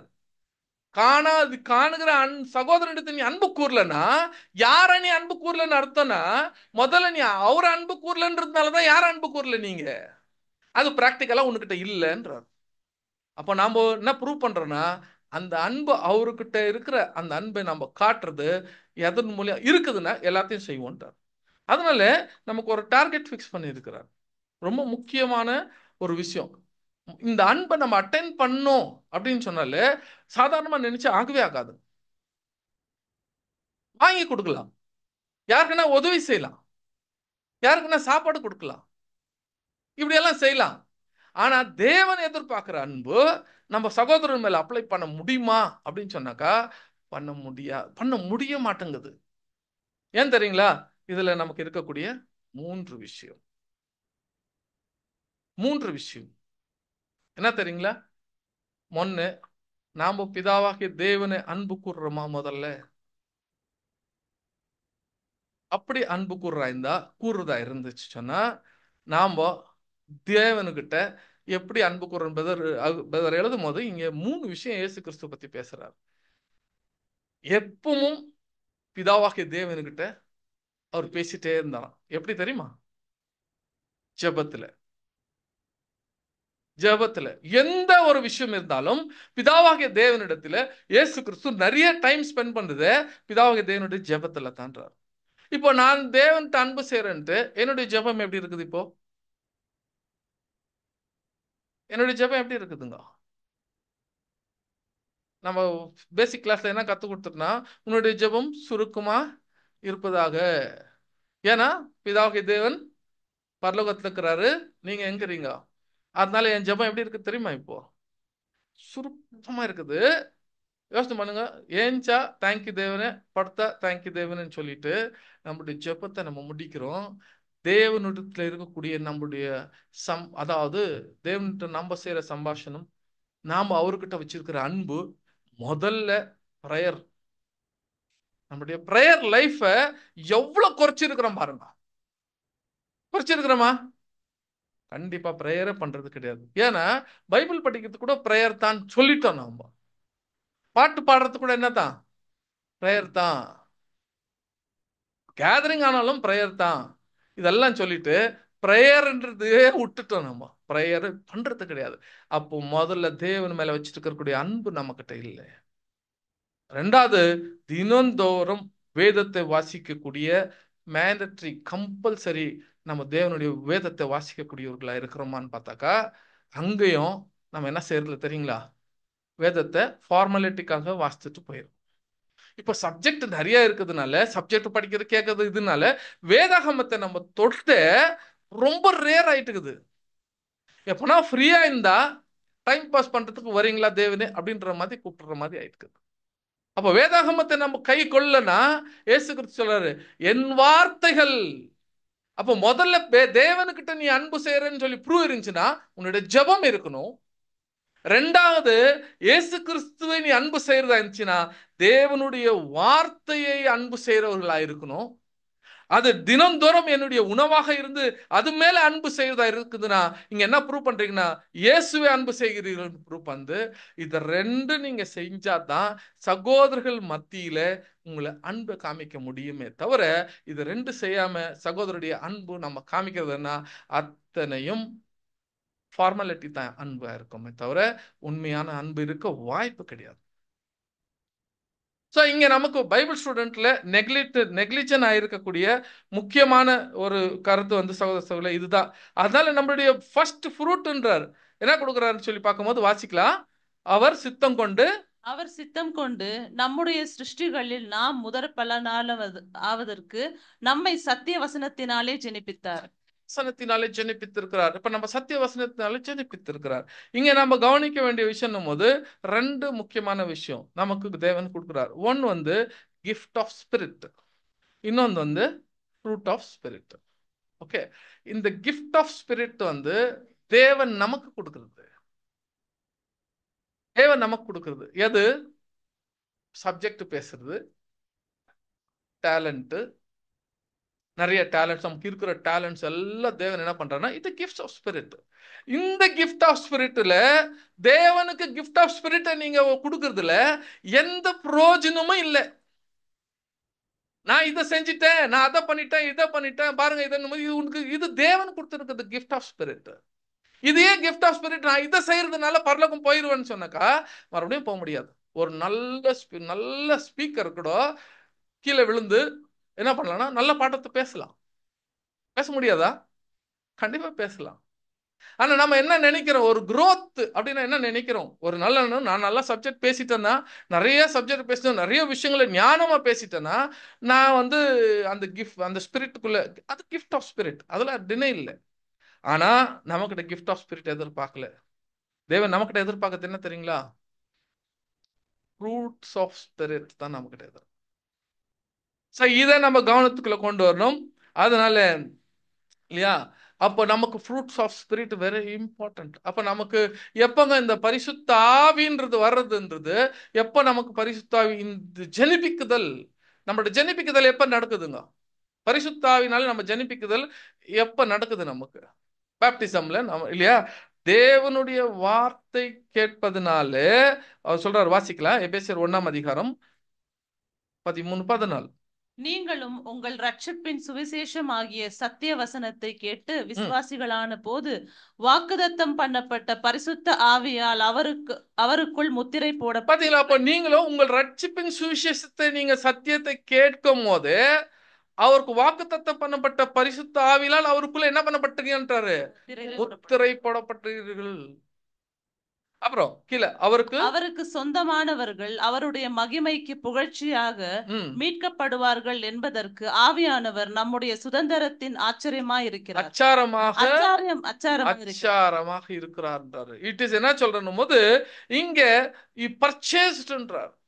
அப்ப நம்மளுடைய குணங்களை நம்ம பார்க்கும்போது சகோதர சகோதரிகளை, நாம பரிசுத்த ஆவினால ஜெனிப்பிக்கப்படுதல் த ஃபர்ஸ்ட் ஃப்ரூட்டா இருக்கும் போது தேவனுடைய சத்தியத்தை கேட்கும் போதே அந்த ஜெனிப்பிக்குதல் நமக்குள்ள சுருவாயிடுறார். அப்ப நாளுக்கு நாள் நம்ம எப்படி மாறணும் அப்படின்னும் போது நம்மளுடைய ஆவின் கனிகளை கொடுக்கிறவர்களாக நாம இருப்பது மிக மிக முக்கியம். சோ முதல்ல நாம இதை பிடிச்சுக்கணும். அடுத்தது நம்மளுடைய ஓட்டத்துக்கு மிக பயன்படக்கூடிய ஒரு விஷயத்தை கொடுக்குறாரு. நீங்க இப்ப நம்ம கேட்கலாம், இப்போ ஒரு திவ்ய சுபாவத்துக்கு பங்குள்ளவர் ஆகும் போற நமக்கு முக்கியமான லக்கை ரூட் எதுங்க? எது ரூட்னு சொல்லி பார்க்கும்போது, ஒன்னு இயேசு கிறிஸ்து பிதாவாகிய தேவனுடைய பர்ஃபெக்ஷன், ரெண்டாவது இயேசு கிறிஸ்துனுடைய சாயல், மூன்றாவது எதுன்னு பாத்தீங்கன்னா அன்பு. ரொம்ப முக்கியமானது இல்லையா? அப்போ அது மாத்திரம் இல்ல, இன்னொன்னு முக்கியமான விஷயத்த இருக்குது. 2 பேதுரு 1:4. இச்சையினால் உலகத்தில் உண்டான கேட்டுக்கு பாருங்க, இந்த இச்சையினால் இப்ப இங்கெல்லாம் இதை மீறி வரணும்னா இச்சையினால் உலகத்துக்கு உண்டான கேட்டுக்கு தப்பி திவ்ய சுபாவத்துக்கு பங்குள்ளவர்களாக இருக்கும் பொருட்டு, அவங்களுக்கு திவ்ய சுபாவத்துக்கு நீங்க பங்குள்ளவர்களாக நீங்க இருக்கிறதா இருந்துச்சுன்னா மகா மேன்மையும் அருமையுமான வாக்குத்தத்தங்களும் அவைகளினாலே நமக்கு அளிக்கப்பட்டிருக்கிறது. அப்ப உங்களுக்கு ஒரு மெயினான ஒரு விஷயம் என்னன்னு கொடுக்கறாருன்னா, மகா மேன்மையும் அருமையுமான வாக்குத்தத்தங்கள் உங்களுக்கு கொடுக்கப்பட்டிருக்குது. இந்த வாக்குத்தத்தம் என்னன்னாக்கா இதாங்க நமக்கு வச்சிருக்கிற பிரைஸ்ன்றார். அந்த வாக்குத்தத்தத்தை நீங்க பிடிச்சுக்கணும். என்ன வாக்குத்தத்தம்? பாருங்க, தேவன் நமக்கு கொடுக்கக்கூடிய அந்த வாக்குத்தத்தத்தை நீங்க மைண்ட்ல ஏத்திக்கணும். ரெண்டாவது, நீங்க என்ன ஆகணும்னாக்கா முதல்ல சகோதரங்க மத்தியில இருக்கக்கூடிய அந்த அன்பை நீங்க என்ன செய்யணும்னு சொன்னா அதை செய்யக்கூடியவராக இருக்கணும். நான் ஏற்கனவே ஃபர்ஸ்டே சொல்லியிருக்கேன் இல்லையா, நம்மகிட்ட இருக்கக்கூடிய 3 வித அன்பை நம்மளால செய்ய முடியாம இருக்கிறதுக்கு 3 காரியம். ஒன்னு என்ன இல்லைங்க, ப்ரேயர் லைஃப் இல்லை. ரெண்டாவது, நம்மளோட தினந்தோறும் நம்மளுடைய உணவே பைபிள் அது இல்லை நம்மகிட்ட. மூன்றாவது, இது 2 இல்லைனாலே நம்ம அன்பை பூர்த்தி செய்ய முடியாது. அதே போல சகோதரர்கள் மத்தியில அன்பு செய்யறதுக்கு வேண்டியது மிக முக்கியமானது. என்னன்னாக்கா இங்கேயும் என்ன கொடுக்குறேன்னா பிரதர்லிஹுட். நம்ம கிட்ட என்ன இருக்கு தெரியுமா? பிரதர்லிஹுட் இருக்குது. பிரதர்லிஹுட்னு சொன்னா சகோதரத்துவத்தினுடைய அன்பு நமக்கு இருக்குது. நம்ம எல்லாத்தையும் பார்த்தாலே, சிஸ்டர்ஸ் பார்த்தாலே நம்ம என்ன சொல்றோம்? ஒருத்தரை பார்த்து பிரதர் சிஸ்டர்ஸ் அப்படின்னு சொல்றோம். இது பிரதர்ஸ் அண்ட் சிஸ்டர்ஸ்னுடைய அன்பு இருக்குது. ஆனா நமக்குள்ள என்ன இல்லைன்னு சொன்னா, இயேசு கிறிஸ்து சொல்றாரு, நான் உங்களுடைய சிநேகிதனா இருப்பேன். எங்கன்னா சொல்றாரா? இயேசு சொல்றாரா? நமக்குள்ள இயேசு கிறிஸ்து சகோதரன் நம்ம கிட்ட சொல்லிக்கிறாரு. அவர் சிநேகிதன் எங்கன்னா சொல்லியிருக்காருன்னு கேட்டாக்கா என்ன பண்ணியிருக்காருங்க? எஸ், நான் உங்களுடைய சிநேகிதன். அப்போ சிநேகிதன் உள்ள அன்பு நமக்குள்ள இருக்குதா? ஒரு சகோதரனுக்குள்ள அந்த ஃப்ரெண்ட்ஷிப் லவ் இருக்குதான்னு கேட்டாக்கா ஃப்ரெண்ட்ஷிப் லவ் நமக்கிட்ட இல்லைங்க. பிரதர்லிஹுட் இருக்குது. ஒருவேளை ஃப்ரெண்ட்ஷிப் லவ் மாத்திரம் இருந்துச்சுன்னா பிரதர்லி லவ் நமக்கிட்ட என்ன இல்லை, இருக்காது. இது ரெண்டும் இருக்கணும்ன்றார். ஃப்ரெண்ட்ஷிப் லவ் இருக்கணும். அப்பதான் என்ன பண்ண முடியும் பாருங்க. ஒரு நண்பனுக்கு வேணும்னா, ஒரு என்னதான் நம்ம சகோதரன் இருந்தாலும் ஃப்ரெண்டுன்னும் போது அவங்களுக்கு ஒரு செப்பரேட் லவ் நமக்குள்ள இருக்கும் பாருங்க. அந்த செப்பரேட் லவ் இருக்கும். அன்பு தூரத்துல இருக்க உலக பிரகாரமான அன்பு. யாருன்னா ஃப்ரெண்ட்ஸ் ஃபோன் பண்ணா கூட இன்னைக்கு கூட நம்மளுக்கு சந்தோஷமா இருக்கும், எப்படி இருக்கிறீங்க, அந்த அன்பு இருக்கும். ஆனா நமக்கு உள்ள இருக்கும் போது உங்களுக்கு அந்த ஃப்ரெண்ட்ஷிப், கிறிஸ்துக்குள் ஃப்ரெண்ட்ஷிப்னுடைய அன்பு இருந்தாதான் சகோதரத்துவத்தினுடைய அன்பும் என்ன பண்ண முடியும், நிறைவேற்ற முடியும். சோ இதெல்லாம் நமக்கு பார்க்கும் போது இட் இஸ் வாக்கு தத்தங்கள் நம்மளை வழி நடத்தும். இதெல்லாம் பார்க்கறதுக்கு இன்னொரு வசனம் கூட வாசிக்கலாம் சிஸ்டர். இது ரோமன்ஸ் 12ஆம் அதிகாரம் 2ஆம் வசனம். இதை எப்படி செய்ய முடியும்னு கூட பிரதர் எழுதுறாரு. நீங்கள் இந்த பிரபஞ்சத்திற்கு ஒத்த வேஷம் தெரியாமல் தேவனுடைய நன்மையும் பிரியமும் பரிபூரணமுமான சித்தம் இன்னதென்று பகுத்தறியத்தக்கதாக இதை எப்படி செய்யணும்? பகுத்தறிய இதெல்லாம் அறிஞ்சிருக்கிறீங்க. அப்போ உங்கள் மனம் புதிதாகிறதினாலே பாத்தீங்களா? மறுரூபமாகுங்கள். உங்க மனம் புதிதாகணும். நாளுக்கு நாள் நம்ம என்ன புதியதாக மாறணும்ன்றாரு. எஃபர்ட்டே போட மாட்டோம். எஃபர்ட்டே இல்ல, ஒரு எஃபெக்டே கொடுக்கறது இல்ல. ஆனா நம்ம போயிட்டு வந்துன்னு இருக்கிறோம்னு சொன்னா அதுக்கு நமக்கு இன்னொரு யுகம் இருக்குது, அங்க போயிருங்க வந்துட்டார். நற்கிரியை செய்யறதுக்காக உங்கள் மனம் புதியதாக ஆகிறதுனாலன்ட்டார். மாறணும். புதிய நாளுக்கு நாள் நம்மளுடைய டெவலப்மெண்ட்ஸ் இல்லைன்னா இதை நம்ம செய்ய முடியாது. இது அப்போஸ்தலர் செஞ்சாங்க பாருங்க. 2 கொரிந்தியர் 4ஆம் அதிகாரம் 16ஆம் வசனம். ஆனபடியினாலே நாங்கள் சோர்ந்து போகிறதில்லை. எங்கள் புறம்பான மனுஷனானது அழிந்தும் உள்ளான மனுஷனானது நாளுக்கு நாள் புதிதாக்கப்படுகிறது. பாத்தீங்களா? என்னதான் இந்த புறமான மனுஷன் நாங்க அழிஞ்சாலும் உள்ளான மனுஷனானது நாளுக்கு நாள் என்ன ஆயிட்டு இருக்குது, புதியதாகி வந்துட்டே இருக்குது. இதாயிட்டு இருக்குதா நமக்குள்ள? ஒருவேளை நான் இந்த புதியதாக மாறிக்கொண்டு இருக்கிறேன்னு சொன்னா நீங்க லக்கையை தொட்டுட்டு வர்றீங்கன்னு அர்த்தம். நீங்க இனி பரிசை பத்தி யோசனை பண்ணாதீங்கன்ட்டார். உனக்கு என்ன கிடைக்கல, எனக்கு ஒரு இமார்டாலிட்டி கிடைக்கும், புதாவாக இதே பரலோகம், அதை பத்தியே யோசனையே பண்ணாதீங்க. உங்களுக்கு கொடுக்கப்பட்ட டார்கெட் ஒன்னே ஒண்ணுதான், இந்த லக்கையை தொடர்தான் உங்களுடைய டார்கெட். அப்ப நாளுக்கு நாள் உள்ளான மனுஷன் நாளுக்கு நாள் என்ன புதியதாகி கொண்டு வந்திருக்குதா? வளர்ந்துட்டு இருக்கிறனா? மாறின்னு இருக்கிறனா? போன வருஷத்தோட இந்த வருஷம் மாறி இருக்கிறனா? எனக்குள்ள சேஞ்சஸ் இருக்குதா? பண்ணிட்டு இருக்கனாக்கா கண்டிப்பா அந்த ஓட்டத்துக்குள்ள இல்லைங்களா? இப்போ யாரெல்லாம் பரலோகம் போயிருவீங்க அப்படின்றது யாரெல்லாம் 100% நான் லேக் அண்ட் 44ல ஒருத்தரா இருக்குவேன் யாரெல்லாம் நினைக்கிறீங்க?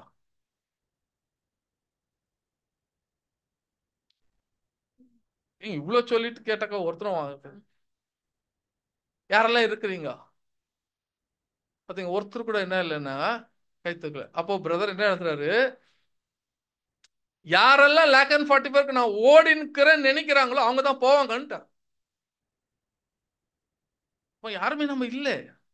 உன் இருதயம் எப்படியோ நீ அப்படியே ஆயிடுன்னு சொல்லிட்டார். அப்போ என்ன நம்ம பிரயாசம்? லேக் அண்ட் 44க்கு நான் ஓடின்னு இல்லைன்றது தானே நம்ம இன்னைக்கு ப்ரூவ் பண்றோம். பெஞ்சமின் பாட்டன் எழுதுறாரு, யாரெல்லாம் லேக் அண்ட் 44 போறீங்க அப்படின்னு கை தூக்கணும், ஒருத்தரும் தூக்கலன்ட்டார். இப்ப நீங்க யாரும் போல. உங்க மனசுல என்ன இருக்குது? கிரேட் மல்டிடியூட் இல்ல போயிருவேன் அப்படின்னு நீங்க நினைச்சீங்கன்னா சந்தேகம் இல்ல, நீங்க கிரேட் மல்டிடியூட் தான். இல்ல சும்மா ஓடினுக்கிறேன் உலக பிரகாரமா நானும் வந்துருவேன் நினைச்சீங்கன்னா இங்கே சொல்லுங்க, சந்தேகமே இல்ல, நீங்க எங்க தான்? உலக பிரகாரமாக தான் சேருவோம். உன் இருதயம் தான் உன்னை டிசைட் பண்ணும் நீ எங்க இருக்கிறது. சரிங்களா? அப்ப நம்ம ஓட்டத்தை நம்ம ஓடி நில்லைன்றாரு. இங்க லெக்கையை நோக்கி ஓடல. நீங்க சாதாரணமான கிறிஸ்தனா ஓடிட்டு இருக்கிறீங்க. நம்மளோட ப்ராப்ளம், பிரச்சனைகள் இதெல்லாம் தலையில தூக்கி போட்டுக்குன்னு, அதுக்கு தான் சொல்ற, உன் நுகம் எடுத்து என் மேல என்ன பண்ணு, ஓடுன்ட்டார். இவனுக்கு கொடுக்கப்பட்ட யாருக்கு மாத்திரம் சொல்றேன்னா, அது எல்லா கிறிஸ்துவர்களுக்கும் இல்ல, இந்த சுவிசேஷத்தின் இருக்கிற நீங்க சாய்ஸ் எடுத்துக்கிற கிறிஸ்டியனுக்கு மாத்திரம் சொல்றாரு. உங்க நுகத்தை எல்லாம் எடுத்து போடுங்க என் மேல, நான் கொடுக்குற லெக்கையை நோக்கி ஓடுங்க, தான் என்னுடைய லெக்கைன்றார். பிரலோகம் அப்படின்னும் போது சும்மா காமெடிக்கு சொல்ற, 2 பேர் ஹஸ்பண்ட் ஒய்ஃபை பார்த்து அப்போ கேட்டார், ஹஸ்பண்ட் ஒய்ஃப் ஒரு சான்ஸ் இருக்குது, உங்க 2 பேர்ல யார் பரலோகம் போறதுக்கு ஆசைப்படுறீங்க அப்படின்னும் போது ஹஸ்பண்ட் பெருந்தன்மையா என்ன சொல்லிட்டாரா, என் ஒய்ஃப் எடுத்துன்னு போயிருங்க. அவ்வளோ ஒரு அன்பு. ஏன்பா அப்படின்னு அவரை கேட்டாக்கா, ஒய்ஃப் மேல போயிட்டாலே இதே பரலோகம் மாதிரி இருக்கும். அந்த மாதிரி அன்புக்குள்ள இல்லையா? ஆக்சுவலி டார்கெட் பார்த்தீங்கன்னா சகோதரத்தை நல்லா கவனிச்சுக்கோங்க. ஒருவேளை நமக்கு கல்யாணம், பசங்க இவங்கெல்லாம் இருந்தாங்கன்னா, வீட்டில் தாங்க நம்ம ஃபர்ஸ்ட் செய்யணும். வீட்டில் நம்ம செய்யலைன்னா எவ்வளோ நம்மள வெளியே நாடகம் ஆட்டிட்டு இருக்கிறோன்றது நம்ம வீட்டில் வச்சு தான் தெரியும். நம்மளுடைய உண்மையான அன்பு, நம்ம காட்டுற அன்பு கிறிஸ்து நிமித்தமாக நம்ம செய்யறோமான்னு பார்த்தாக்கா இல்லைங்க. நம்ம ஏமாத்திட்டு இருக்கிறோம், மேல மாத்திரம் நடிக்கிறோம், ஆனா உள்ள வரும்போது அதை நம்ம செய்ய மாட்டேங்கிறோம். வீட்டில் தாங்க நம்மளுடைய ரியல் பிராக்டிக்கல் லைஃப். அங்க தாங்க டெவலப், அங்கிருந்து தாங்க வெளியில வரும். அங்க இருந்தா தான் வெளியில வரும். ரூட்டே சரியில்லை, ஃப்ரூட் எங்க வரும்? கஷ்டம். இது நமக்கு ரொம்ப முக்கியமானது.